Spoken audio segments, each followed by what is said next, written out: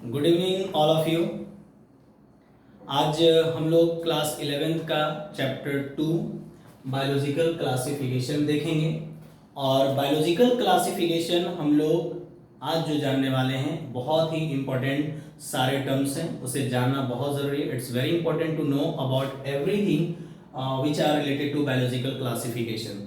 सो बिना टाइम गवाए हुए हम लोग चलेंगे, क्लास को स्टार्ट करते हैं।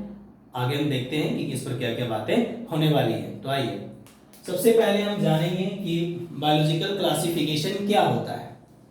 सबसे पहले हम लोग जानेंगे कि बायोलॉजिकल क्लासिफिकेशन क्या होता है। मैंने एक छोटा सा क्वेश्चन टाइप भी लगा रखा है कि व्हाट इज बायोलॉजिकल क्लासिफिकेशन। आप इसे एक टॉपिक या तो एक क्वेश्चन आप जो भी कंसीडर करते हैं आप इसे करें, बहुत ही ज्यादा इंपॉर्टेंट है, इसे जानना बहुत जरूरी है। तो चलिए हम एक बात इसलिए जरूरी बताता हूँ किसी भी चीज को कि क्वेश्चन करके चीजों को समझना और जानना बहुत ही आसान होता है।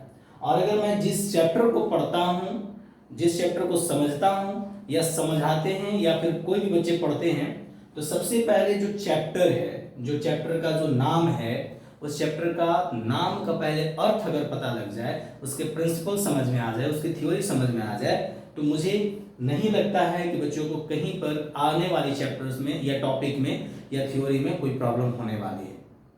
तो चलिए बिना देर किए हुए हम लोग इस टॉपिक को स्टार्ट करते हैं। ओके, सबसे पहले हम बात करने वाले हैं कि बायोलॉजिकल क्लासिफिकेशन क्या है। तो आप देख रहे होंगे, आपको क्लियर दिख रहा होगा कि यह एक साइंटिफिक प्रोसीजर है, यह एक साइंटिफिक प्रोसीजर है। और यह प्रोसीजर किसकी है? तो of arranging organism into groups on the basis of their similarities and dissimilarities. बहुत अच्छी बात, बहुत ही टू द पॉइंट बातों को मैंने लिखने की प्रयास किया है, समझाने की बात प्रयास किया है। आपको देखना होगा कि कहा जा रहा है कि ये साइंटिफिक प्रोसीजर, इस प्रोसीजर के माध्यम से, इस प्रोसीजर के द्वारा हम लोग ये जानेंगे कि कौन सी ऑर्गेनिज्म को, है ना, सिमिलर ग्रुप में रखी गई है और किस ऑर्गेनिज्म को सिमिलर से अलग करके डिसिमिलरिटीज में रखी गई है। और सिमिलरिटीज और डिसिमिलरिटीज को हम किस आधार पर रखे हैं, तो वो आधार पहले ही बोल रखा है कि एक साइंटिफिक प्रोसीजर है। इसी साइंटिफिक प्रोसीजर के आधार पे हम लोग ऑर्गेनिज्म को क्लासिफाई किए हैं सिमिलर और डिसिमिलरिटीज करके। अगर and placing the group in a hierarchy of categories. अब ये बात जैसे आपने पढ़ा होगा क्लास 11 की, बहुत ही बेसिक कॉन्सेप्ट है, बहुत ही अच्छी टॉपिक है, चैप्टर नहीं कह सकते, उसमें एक बहुत ही बेसिक बातें कही गई है ना, कि हायरार्की का आपने नाम सुना होगा, टैक्सोनॉमी का आपने नाम सुना होगा। तो उसी हायरार्की कैटेगरीज की यहाँ पर बात की गई। इसी हायरार्की कैटेगरीज के आधार पे सारे लिविंग ऑर्गेनिज्म को जो है लिविंग सिमिलरिटीज और डिसिमिलरिटीज करके दिया गया है। जैसे सिमिलरिटीज और डिसिमिलरिटीज की बात हम करेंगे कि कैसे इसको बांटा गया है, क्या किया गया है। अभी दूसरी बड़ी बात करें।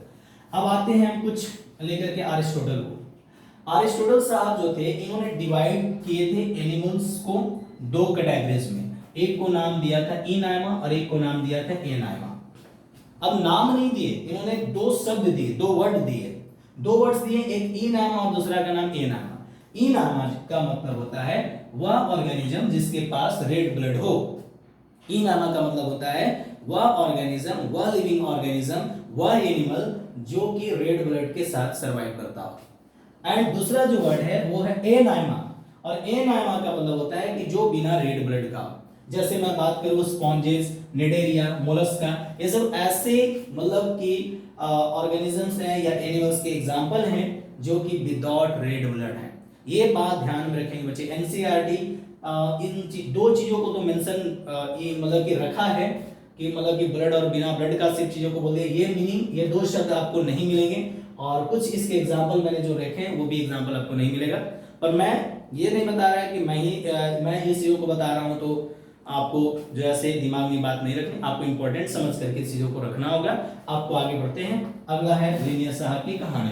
देखिए लिनियस साहब को मैं ऑलरेडी पहले से ही बात कर रहा हूं, कैरोलस लिनियस टैक्सोनॉमी के फादर माने जाते हैं, है ना। टैक्सा वर्ड, टैक्सोनॉमी, ये दोनों टर्म्स जो दिए हुए हैं ये लिनियस साहब के द्वारा दिया गया है। और ये लिनियस साहब के द्वारा जो दिया गया है, इस पे क्या कह रहा है कि he gave the two kingdom system of classification।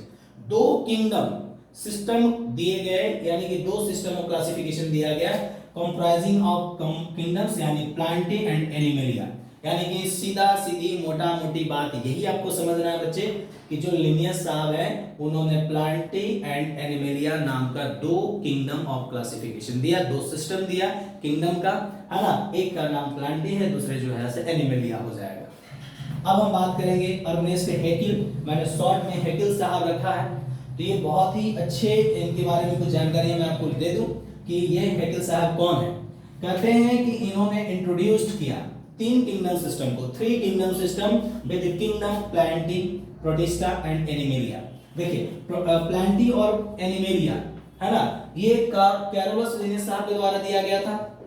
और अब एक नई शब्द जो, एक नई टर्म्स जुड़ रही है, एक नई किंगडम जो जुड़ रही है वो है प्रोटिस्टा। ये ध्यान रखना है कि प्लांटी, प्रोटिस्टा एंड एनिमेलिया, ये तीन किंगडम जो है से हैकेल साहब ने दिया। अब हम आगे आते हैं कोपलैंड साहब के बारे में जानने के लिए। इन्होंने फोर किंगडम को इंट्रोड्यूस कर दिया। कितने किंगडम को? फोर किंगडम को इन्होंने इंट्रोड्यूस किया। एक है मोनेरा, दूसरा है प्रोटिस्टा, तीसरा है प्लांटी और चौथा है एनिमेलिया। मैं फिर से वापस बोल रहा हूं, एक बार रिपीट कर रहा हूं। उन्होंने चार किंगडम सिस्टम को दिया, कितना? फोर, है ना। एक मोनेरा, दूसरा प्रोटिस्टा, तीसरा प्लांटी, चौथा एनिमेलिया। ये ध्यान में आप रखेंगे।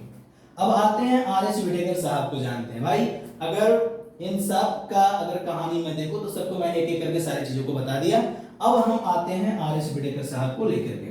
इन्होंने सारे किंगडम्स को डिवाइड किया और वो भी 5 किंगडम्स इन्होंने दिया। नेमली अगर मैं बात करूं तो Monera, protista, Plantae, fungi and animalia, ये 5 किंगडम जो है से इंट्रोड्यूस की गई। मैं आपको एक बात बता दूं, प्रोटिस्टा और मोनेरा, है ना, ये दो जो किंगडम है वो अर्नेस्ट हैकेल के द्वारा इंट्रोड्यूस किया गया, अर्नेस्ट हैकेल के द्वारा डिस्कवर किया गया है। लेकिन बाद में ये 5 किंगडम जो बने वो आर.एच. विटेकर साहब ने कंबाइंड करके टॉपिक को 5 किंगडम में बांटा, 5 किंगडम में इन्होंने डिवीजन दिया। तो इस टॉपिक में आज वाले इतना ही। बहुत बहुत धन्यवाद।